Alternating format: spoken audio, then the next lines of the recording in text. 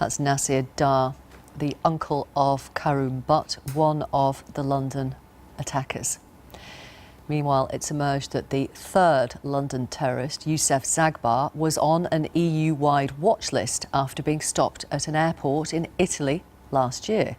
It's believed he was travelling to Syria, and it's reported that he told officials he, quote, wanted to be a terrorist. Somehow, despite being on that database, he was allowed into Britain.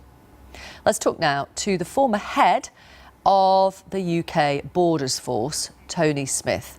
Mr. Smith, hello to you. I'm really interested, on behalf of our audience, for you to talk through what is supposed to happen when an individual is added to this EU-wide database. First of all, what does that mean? First of all, there isn't an EU-wide database. There are something like 26 different databases in the EU. And the UK does have access to some of those. So I'm waiting to hear precisely what data was shared with who, like everybody else is.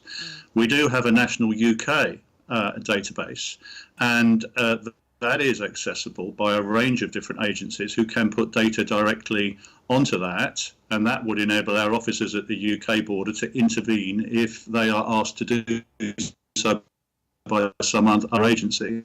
So as we speak, we know that this person was put on a watch list by the Italians, but we don't know precisely what they mean by the watch list, and we don't know whether or not that was shared routinely with us or whether it was passed as an individual risk to us. So there's a lot of imponderables yet to come out. I think it would be wrong to jump to any conclusions. Okay, that's fair enough. It was put, as I understand it, on something called the Schengen list, the Schengen database. What is that? There's a Schengen information system. Yeah. And as you know, the Schengen group, we're not part of the Schengen group as such. The Schengen group is a group of countries that don't have borders between them, and so they have to have a central information system which enables them to share data so they know when someone pops up in one Schengen country what information is available on their entry into another one.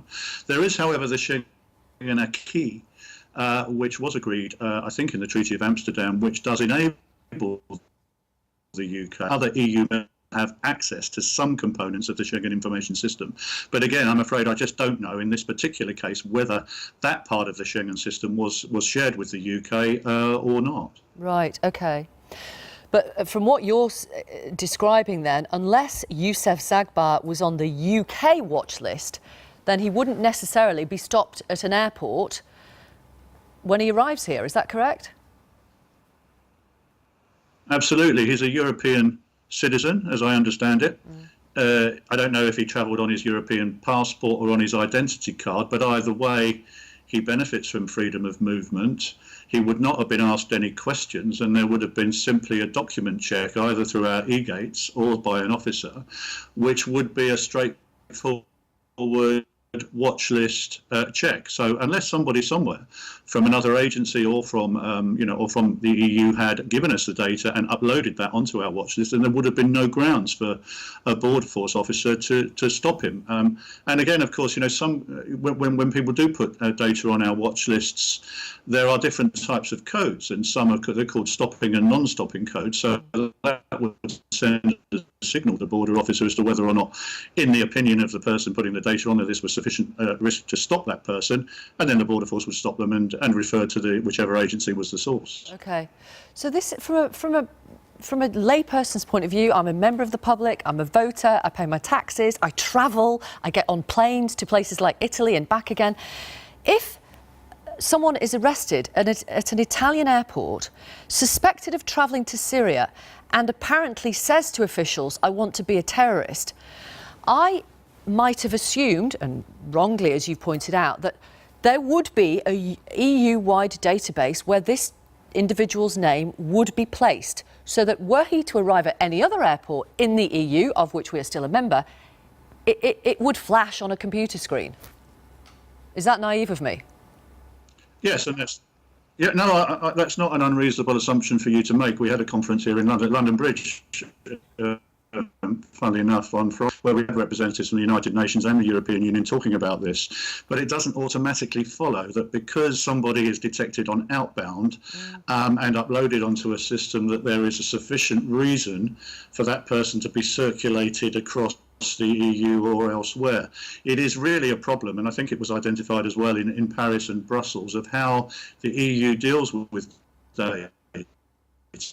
That is integrated into a single system, and how risks are spread across all of the member states. And of course, it's not just the EU. We have as much, if not more, intelligence from the Five Eyes, which is the US, Canada, and Australia. So, from a global perspective, border agencies are always looking to gather intelligence and data. And there's been something like 5,000 EU passport holders that we know have been to Syria and come back again, but they haven't all been arrested. And I think this is the problem that we're facing now, is how do we track people like this who are on the radar, but the evidence isn't necessarily sufficient to enable us to stop them or arrest them. And that's going to, I think, all come out in the coming days as this investigation unfolds.